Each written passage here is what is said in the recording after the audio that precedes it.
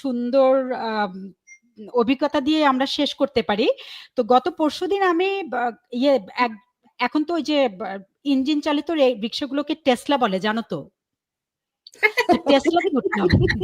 হ্যাঁ, টেসলাতে সারা বাংলা, ঢাকা শহর, সারা বাংলাদেশ ছেয়ে গেছে। তো আমি টেসলাতে উঠলেই এখন নর্মাল রিক্সা নাই, টেসলাতেই উঠতে হয়। টেসলাতে উঠলে ওনাদের সাথে কথা বলার চেষ্টা করি আর কি।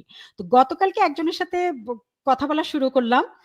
তো ঘটনা হলো যে ভদ্রলোক বলবো না, কারণ আমার চেয়ে ছোট হবে, তোমাদের চেয়েও নির্ঘাত ছোট হবে।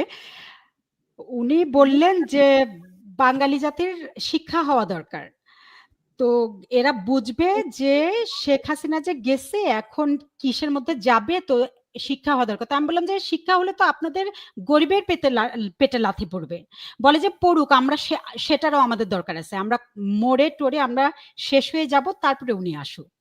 হ্যাঁ, তো আরেকটা যেটা আমি খুব অবাক হলো মনের কথা শুনে, আরেকটা যেটা উনি কথা বললেন যে 24-এ খাড়া করায় দিছে না 71-এর সামনে, গোপালগঞ্জে যায় তো 71 দেখে ফেলছে নাকি, দেখছে তো বাঙালি কি।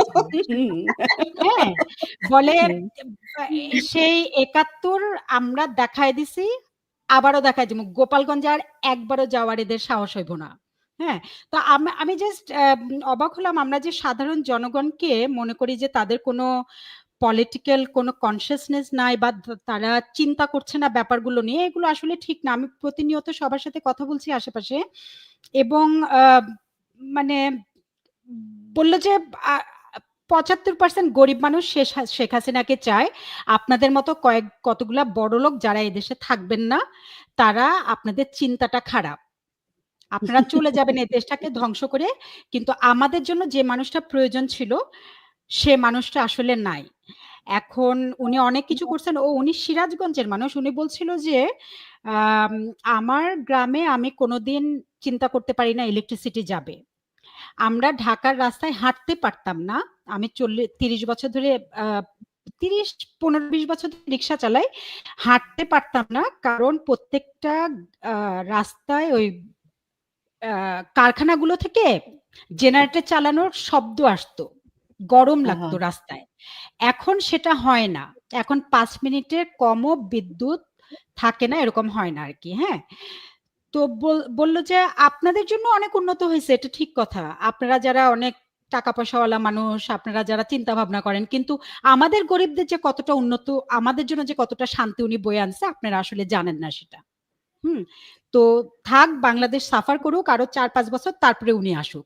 মানে আমার জাস্ট কথাটা শুনে মনে হলো যে হয় না যে জীবন দিয়ে দিব, কিন্তু দেশটা আগে ঠিক হোক। এটা তো আমরা বলি, উনি জাস্ট এক কথায় সেটা বলে দিলেন আর কি, যে গরিবের পেটে লাথি পড়লে পড়ুক, কিন্তু আগে ঠিক হোক দেশটা। তো খুব খুব ভালো লাগলো আর কি ওনার সাথে। এবং উনি মনে করছেন যে দেশটা ঠিক হবেন শেখ হাসিনা ফিরলে, তাই তো? দেশটা ঠিক হবেন শেখ হাসিনা ফিরলে। তো আমি মজা করে একটু বললাম যে ওনার তো বয়সও নাই, তো তোমরা শুনে খুব অবাক হবা যে এত ভিড়ের মধ্যে টেসলা কিন্তু খুব খুব ইয়ে করে, মানে অ্যাক্সিডেন্ট করে। হ্যাঁ, খুব ভয়ে থাকি ওখানে বসলে, 2 হাত দিয়ে ধরে থাকি। উনি পুরা টেসলা থামিয়ে আমার পিছন দিকে তাকিয়ে আমার দিকে অসম্ভব মিষ্টি একটা হাসি দিয়ে বললেন কি, এইটা কোনো বয়স? মানে ক্যান ইউ বিলিভ ইট, যে আশা কতটা থাকলে একজন নেত্রীর উপরে, একজন মানুষের উপরে 70+ একজন মানুষকে বলতেছেন যে এটা কোনো বয়স? মানে উনি আসবেন, উনি ফিরবেন, উনি আবার এই দেশ ঠিক করবেন। সো তোমাদের আলোচনার সঙ্গে ওই এই গল্পটাও বলতে চাইলাম। রানা মুক্তিযুদ্ধ নিয়ে কথা বললে, নরেন শেষ করলে যে আমাদের ধমনীতে কার রক্ত বইছে, এই এই এই মানুষগুলোর ধমনীতে তো তাই বইছে। কিন্তু হ্যাঁ, আমরা সবাই এই দেশকে আবার ঠিক করে ফেলবো ওনার ওনার কথায়, ওনার কথা আমি একো করলাম।